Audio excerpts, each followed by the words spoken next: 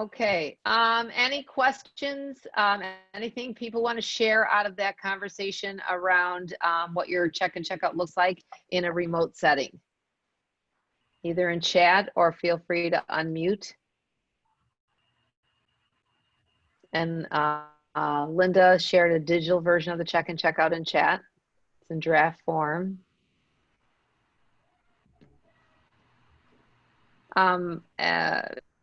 Hopefully that was helpful. Good networking time with other folks similar to you, and what you are, how you're rolling check and check out in a remote setting, or if you're even there yet. Lynn's asking, will we get all the chat links that have been shared in chat? I think so. I think when we save chat, I believe it saves all the links, Lynn. So I'm going to make sure at the end of this that I save chat, and then we'll find out. But I think it does.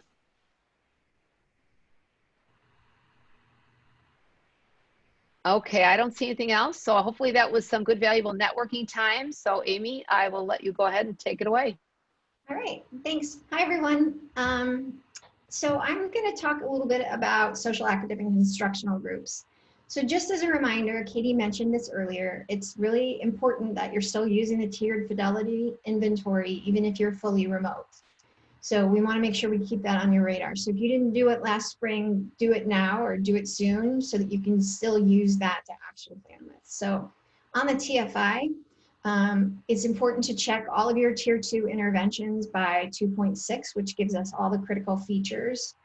And that would mean that if all tier 2 interventions have additional instructional time for skill development, additional structure and predictability, and or increased opportunity for feedback. So whenever you are checking out what you have in place in your new world for tier 2, check that out and just see what you find out. So this is what you see in tier 2 training currently, which is making sure that you have an understanding of the different types of groups.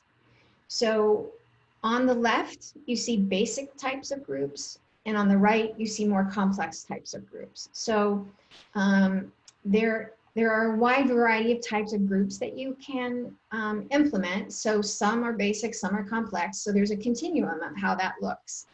So you'll see on the left, or if you see in the orange box, let's do that first. When you are creating a group, the things you want to think about are, what's the structure of the group going to look like? What skills are going to be taught? What do the staff need to have in order to teach it? Where is it going to be held? How often is it going to be held? How are we going to make sure that what we're working on in group is matching the intensity of the need of the students? And do we make sure that our staff have some training or some understanding of the content, group dynamics, and if they're a clinician and doing clinical groups that they're following, that they have the knowledge and skills to lead a clinical group. So as I think about this, well, when you see on the left here, you see this would be a basic example of a basic group. So the core curriculum is taught by the teacher daily to every youth. And then weekly, a small group are taught inside a Zoom room by the teacher. So everybody gets the content, and then a certain small group are pulled out and they're given the content a second time. And the kids are using self-management cards to see how they're doing with that skill. And then the next one is pro-social skills using a core SEL curriculum. So this could be taught by a variety of people in your building, happens outside of the classroom 2 times a week. Everything that you teach in a tier 2 group is something that you should be teaching universally to all youth.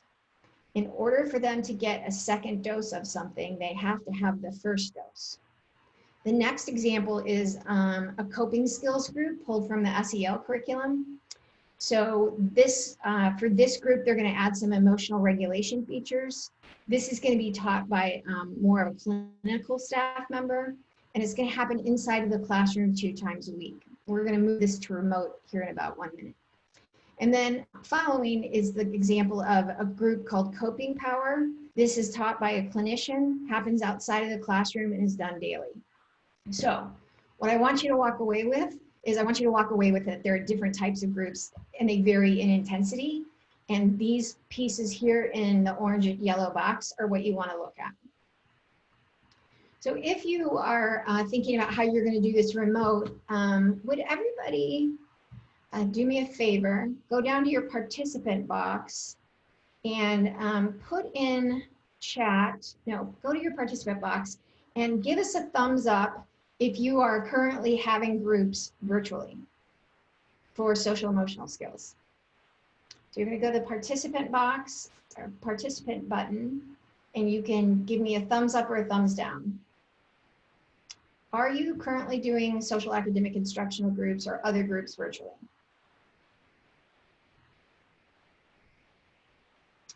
So you know what I realize is I don't get to see those, do I?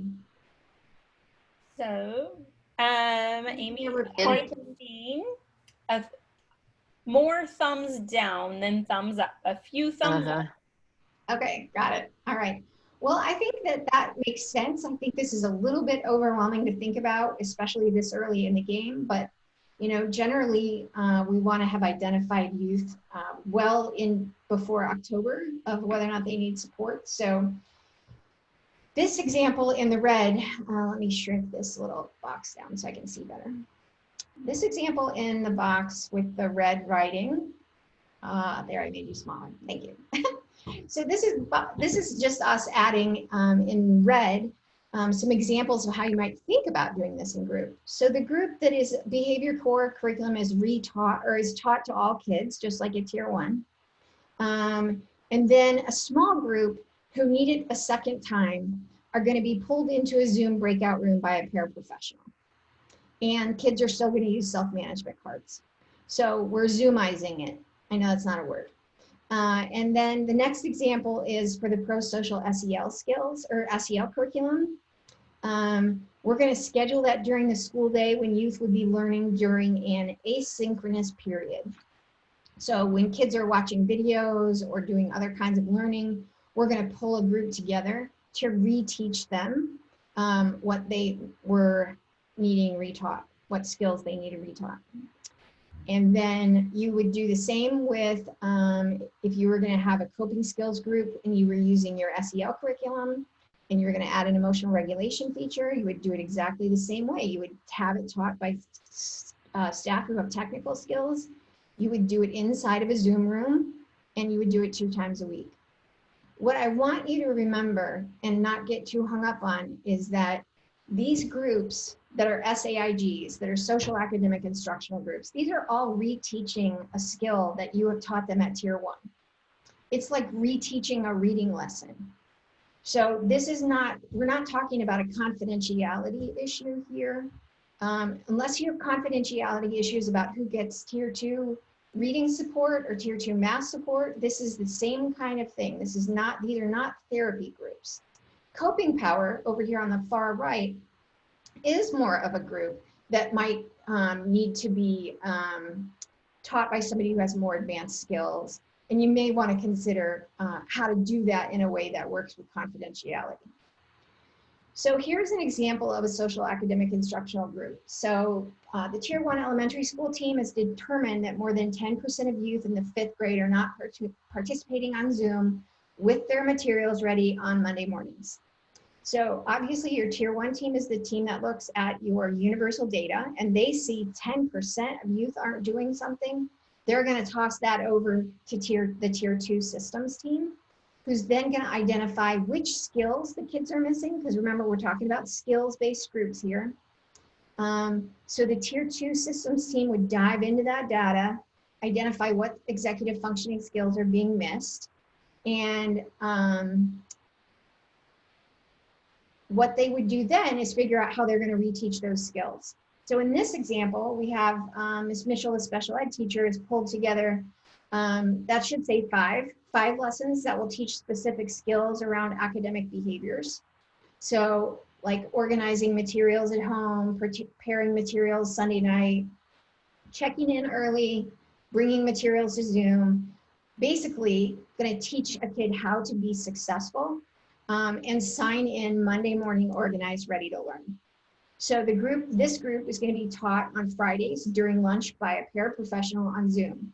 This does not need to be a clinician. We want to save our clinicians for more therapeutic groups. This is, remember, just more, not just, but is more of a skills group. So the structure for this is going to be open enrollment, meaning you could start, if we're on week 1 or week 4, it doesn't matter. Anybody can start at any time. We're going to focus on academic behavior skills. We're going to provide, who's going to provide it? Other staff, the para. It's going to happen outside of the classroom or outside in a Zoom room. And it's going to happen once a week. So basically you're breaking everything down so that you can identify all of what's in the orange box.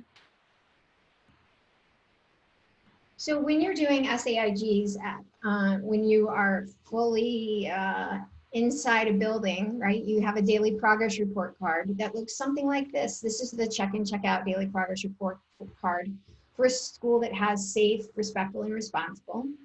And then for this example, this social academic skills group, these in the green are the lessons that are going to be taught in that SAIG.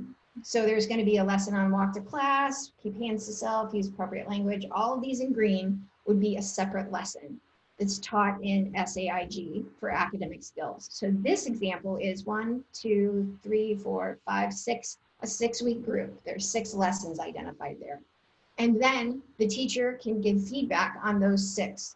But what do we do if we're doing this remotely?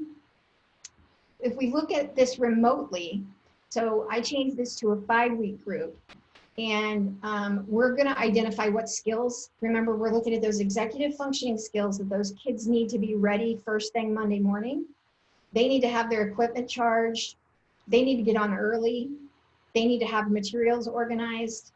They need to decide on doing something, and they need to set a goal.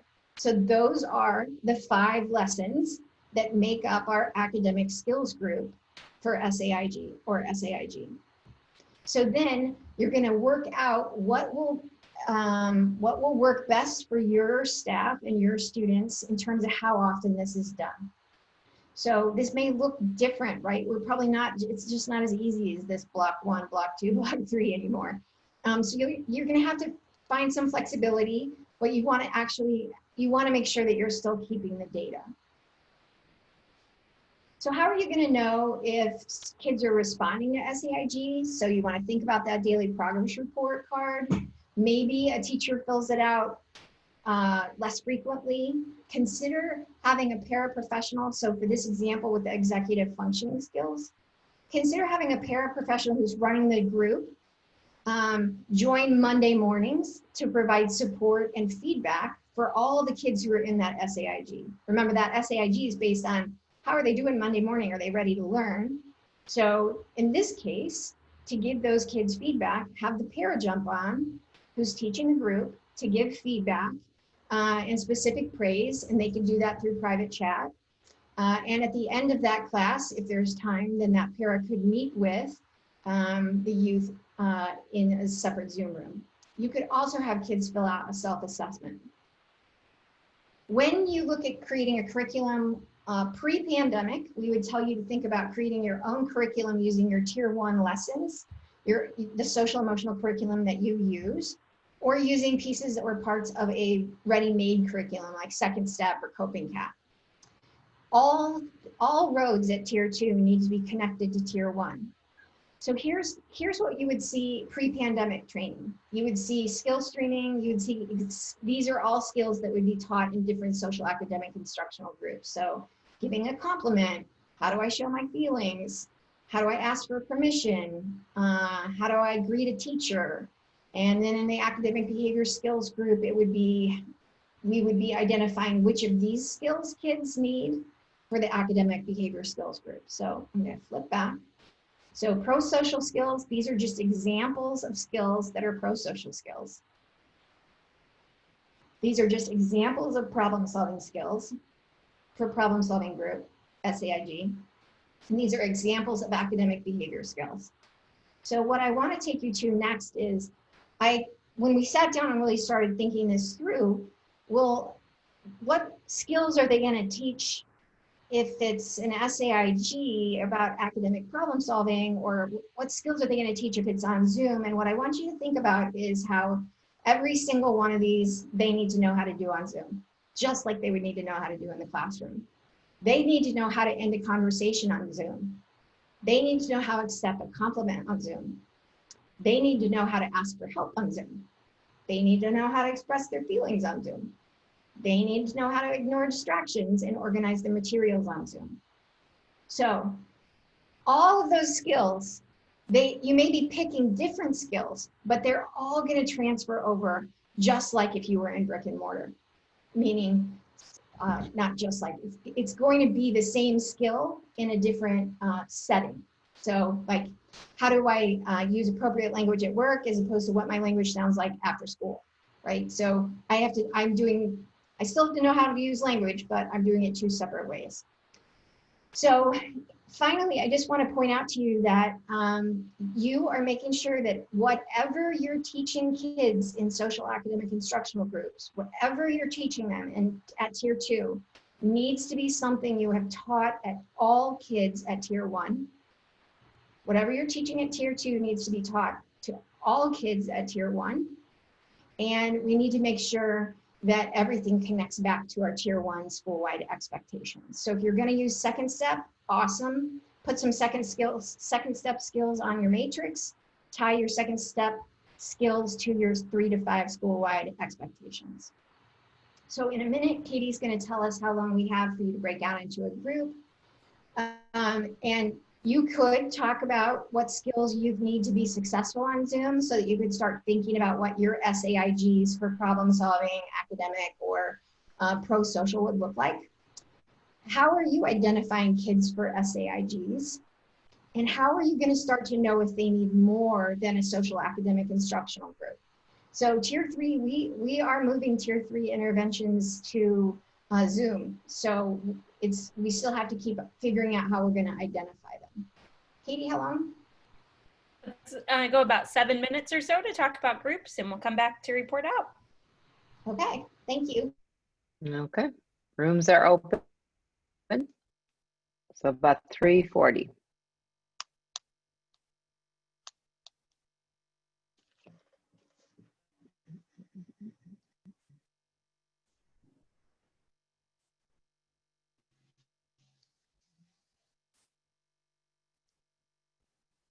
Right, great. So as you come back in here, does anybody is willing to share out or have questions or comments, thoughts about SAIGs and groups, questions or comments, and a report out, any of those things? We Yeah, had Missy? great discussion. The members of my group were talking about, it's, none of us are really hitting like, hey, redo this part of our tier 1 lesson in this group. That was a real eye-opener. We're just missing that. Good. Missy, it's such a great point. And it's possible that you haven't been to training since we've said that. It's one of those things, if I go to the doctor, I can't get a second dose of antibiotic if I didn't take the first dose, right? It's that. And so you're not alone. You're not alone in that, but I'm glad that was resonated. Other comments, questions, report out.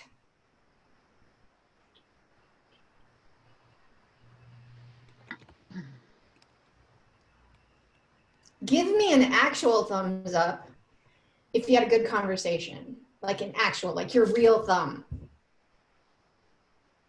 Okay, all right. Well, if you don't have any questions, I'll toss it over to Trish, who's going to talk some about coaching skills. And before I do toss it over to Trish, one thing, we're going to have an exit slip for you in the chat box towards the end of Trish's, towards the end of our time together today. And we would really appreciate it if you would fill it out so that we know if we are on target with how we're doing this. So, Trish Schroed.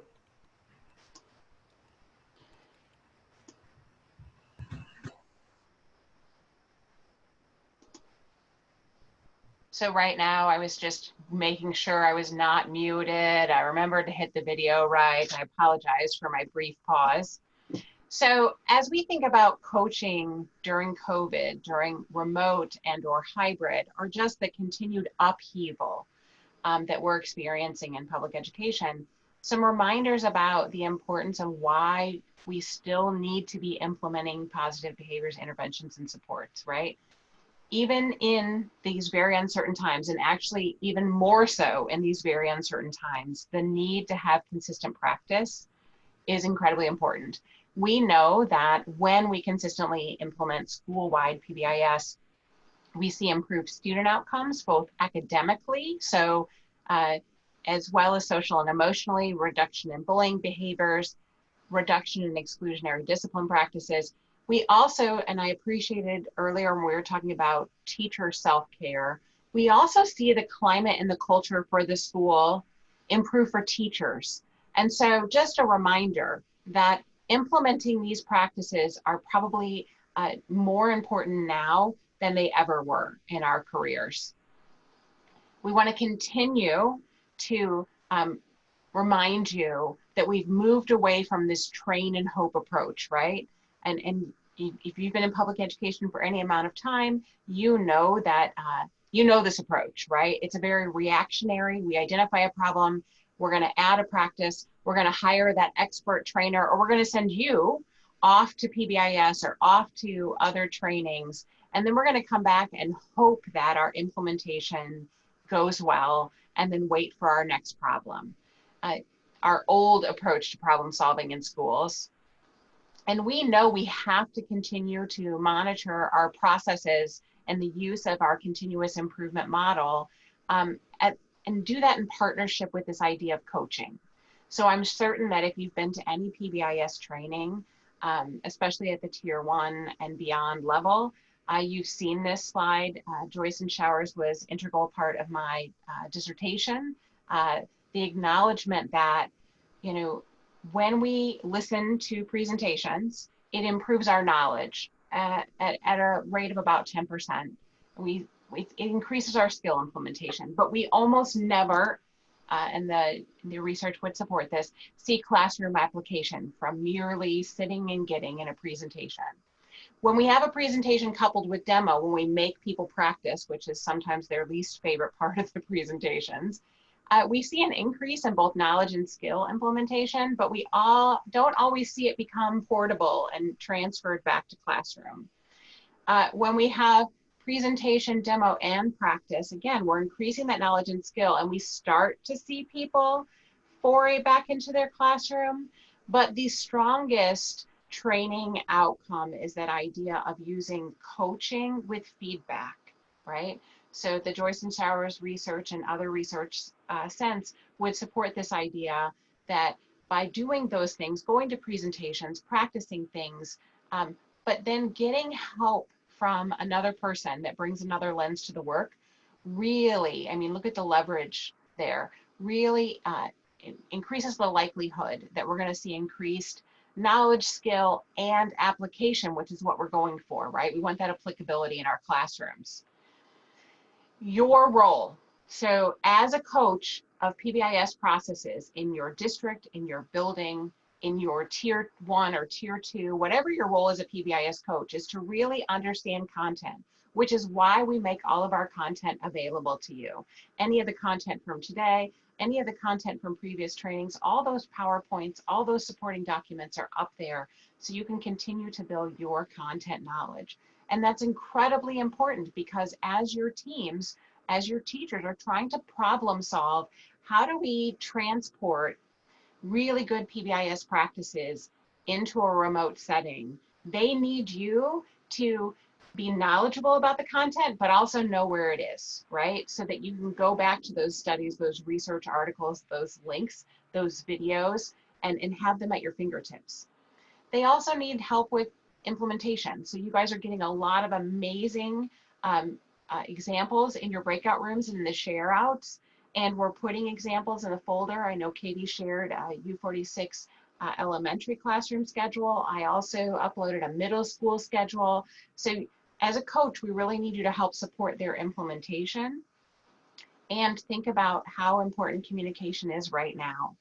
I don't care how big your district is. one of the largest problems in district is communications between the stakeholders in the school and outside in our larger community. So how can you as that coach continue to support communication with other stakeholders within and outside your building? How can you use some of the tools that we continue to share with you to transport those messages?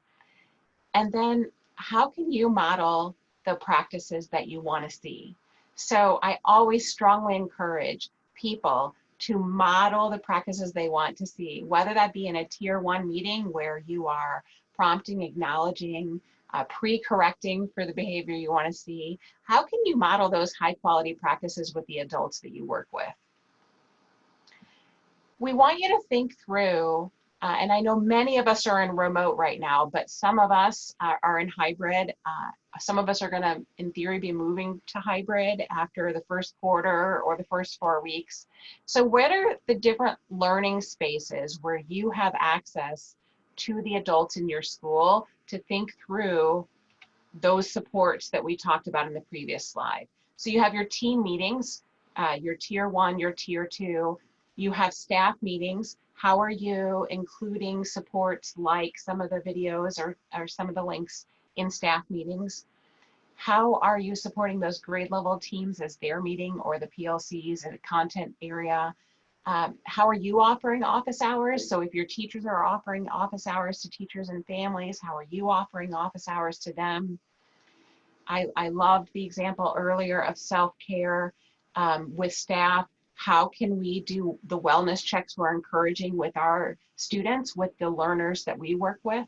Because if we ourselves are dysregulated, we can't help support students. Could we have virtual staff? I've seen staff mention that they're putting together a Zoom during lunchtime so they can just connect with each other and not have it necessarily be about content, but just about checking on each other. And then how can you continue with communication to include PBIS in any memos or newsletters that you have in your building? So what does coaching look like? Again, if you've been to PBIS training, I'm certain that you have seen this video. I'm going to actually go to the video. Salute the men and women serving our country. Quickly. I'm going to go to the video.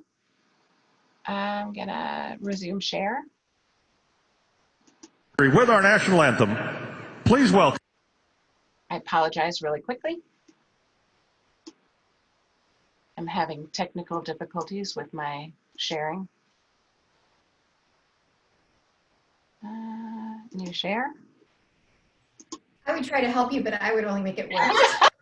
What I'm going to do is just cue this up really quickly.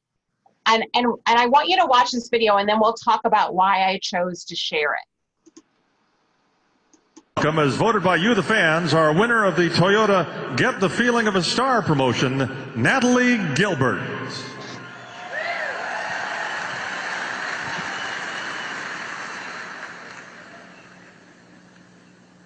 Oh, say, can you see by the dawn's early light what so proudly we hailed at the stars like stars?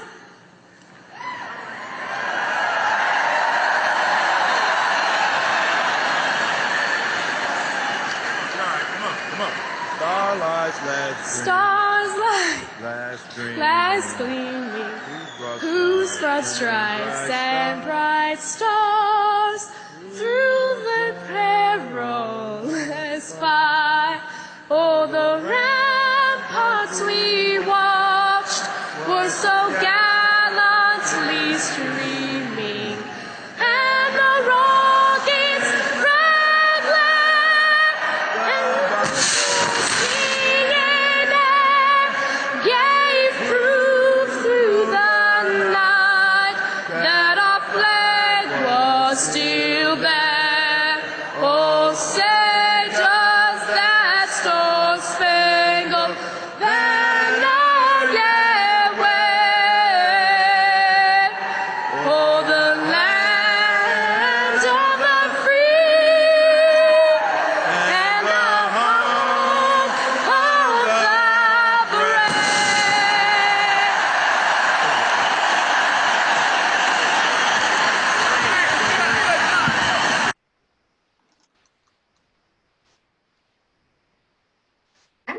You're crying.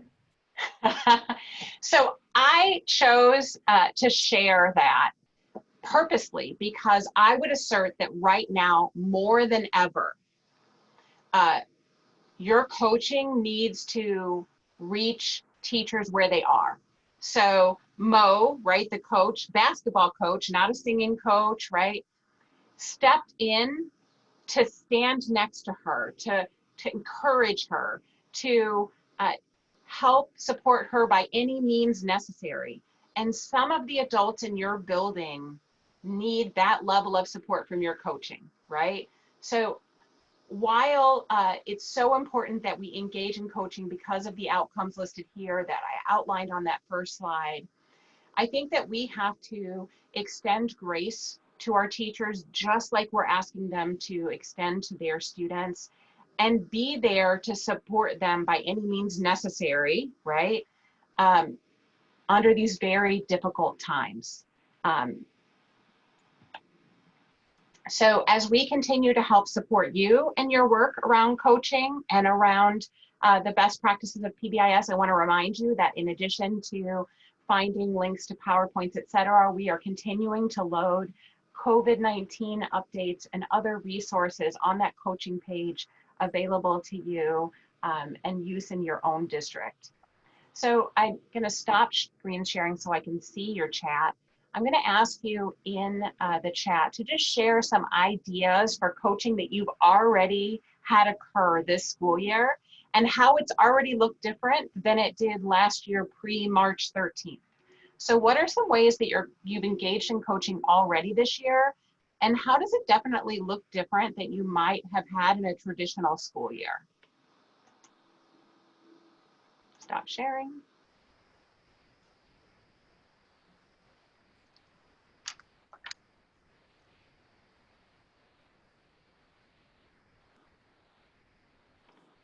I'm hearing the cicadas outside and the crickets inside the Zoom.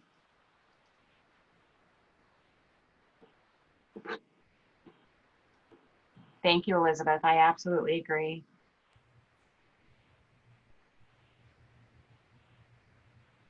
Oh, Jenna, you already have your office hours. Perfect. Thank you guys so much for sharing. So important for us to adjust to our new environment with our learners to help support them in getting what they need so they can get kids what they need. Thank you so much for sharing. I'm going to turn it back over to the great Katie.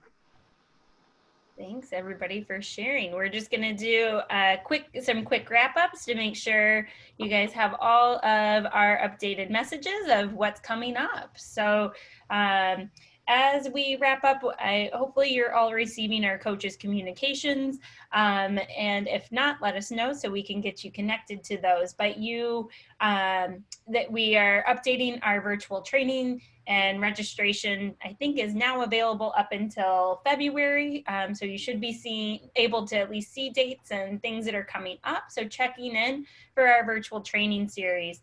What we want you to give us some feedback on as we wrap up today is what are your training needs? We know this is going to be a very different year. We know you probably have training needs, and is there opportunities for you as coaches or administrators or your teams to join training or not? And how can we best adjust the training that we're delivering to do that? So we put together a few, if you're beginning Tier 1 implementation, what trainings might you want to consider accessing? What if you're just trying to improve your Tier 1 implementation? What might be some trainings that you would consider for yourself or your teams?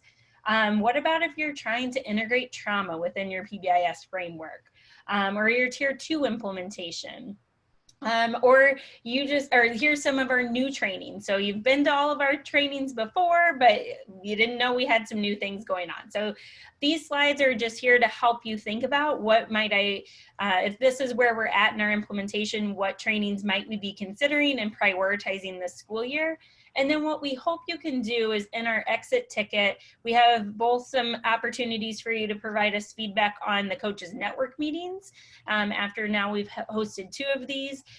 We'd love to continue to improve these throughout our school year. So we'd love your feedback on that. And we also have a section on the training. So help us to define what training might look like this year. Just like you are shifting your plans for supporting students and families, we want to be able to shift with you and be able to provide that. So please give us feedback on the trainings that we have offered and even the delivery and times and those sorts of things. So we have an exit ticket that's it's posted with the materials today, and I think we can also put that into chat. Amy put it in chat, so we're good. Perfect. Thank you. So we'd really love your feedback, and please share any suggestions if it's timing of day for Coaches Network meetings and trainings. We will take your feedback and do what we can to meet the majority of needs.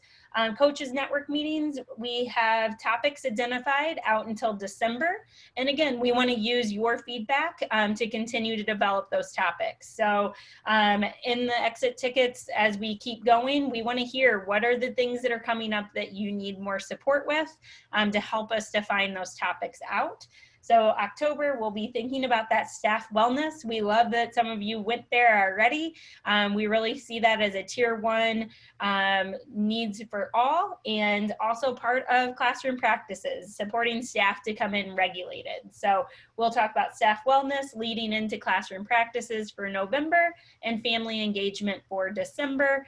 Our goal is to have 1 hour of content and then 1 hour of more topic-based TA. So you'll also see in the exit ticket, if you're joining us in October, what TA might you want to go to? And that second hour would be more of you being able to say, here's where we're getting stuck with implementing tier 1. How have other schools responded or problem solved this? So you'll have a Midwest team member in there, but also other schools and coaches to share and network. So we'd love to try that out with you guys and see how that will go. It's going to be more like open office hours. So give us your feedback on where you might be joining.